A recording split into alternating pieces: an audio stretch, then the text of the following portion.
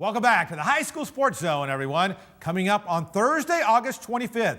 And if you're watching our special Thursday rebroadcast of this show, then it's coming up next. It's the inaugural Thursday Night Showdown on the Cube, kicking off with the Madison Marlins hosting the Pearland Oilers. All set for the kickoff is the broadcast team, and they're both here. Matt Malatesta stays right here. Also, we're joined by Craig Roberts, my friend and colleague. Now with 790 Sports Talk. Craig, good to see you. It's good to be seen. I'm excited about the coming season. I have done, obviously a number of games on all levels, but I tell all my buddies, if you really want to see passion and competitive spirit, watch our high school games. Especially when they change jersey numbers at halftime. They got three guys wearing the same number. So I had the wrong quarterback a couple years ago, and his mom emailed me at the broadcast. Those are babies. Well, you don't hear that in the NFL. No, you don't. The three of us have worked broadcasts before, and we're excited about doing it again. Matt, what's your favorite part about doing these games? Well, I'll tell you what, I like the energy, I like the passion, and I tell you what, I love the mistakes because, and you don't see crazy mistakes go on, be it coaching or be it, special teams or whatever in the NFL like you do in high school football. But you know what? These guys are 16, 17, 18-year-old guys. They're awesome to watch. And I tell you what I also like is seeing kids that are going to be future stars, and you can see them on the field, on the tape, right when you're watching the game. Future stars in the college game. All right, let's talk about our lineup. As we mentioned, Thursday, August 25th, it starts up. If you're watching our Thursday show, then it's up next. Madison, Pearland. Quick thought on kicking that off with that game? Well, I'll tell you what, no better way to kick it off than with the defending state champs playing Madison, which is a great storyline because of Ray Seals not being the head coach there after him retiring. Yeah. I like Pearland in this game. They got a lot of confidence after winning the state championship. All right, then we take a week break. September 8th, we head out to League City. Elkins, Clemens, that's going to be a fun game. Then September 22nd, Klein versus Klein Forest. The return of Matt Davis, that should be big. He's a tremendous player. What's kind of cool is he's heading to Texas A&M.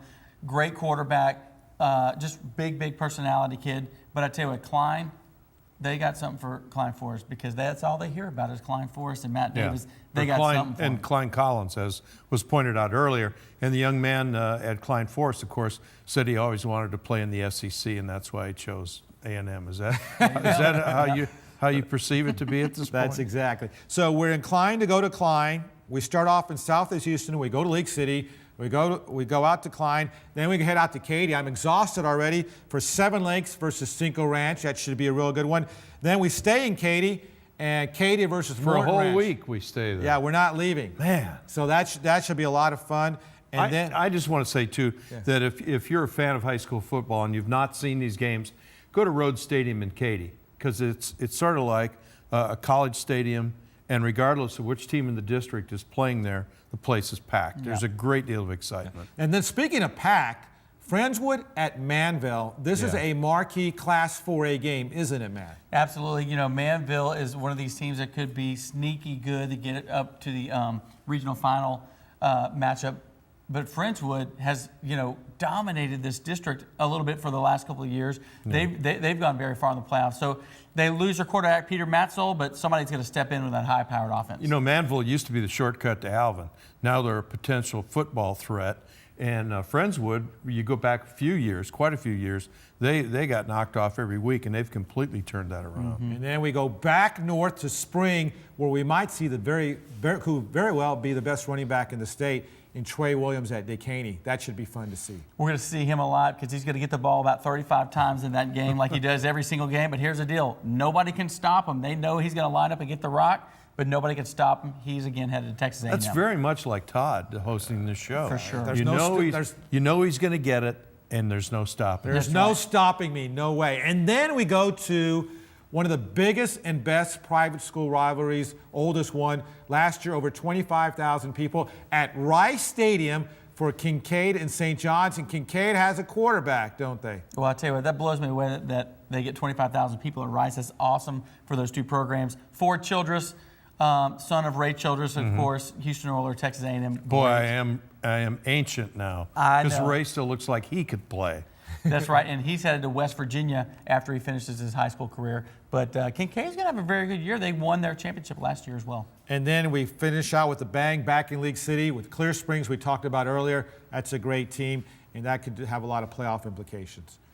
I love Clear Springs. I mean, I think they're one of these teams that's really a fast-rising program that's got tremendous athletes, and they're really well coached.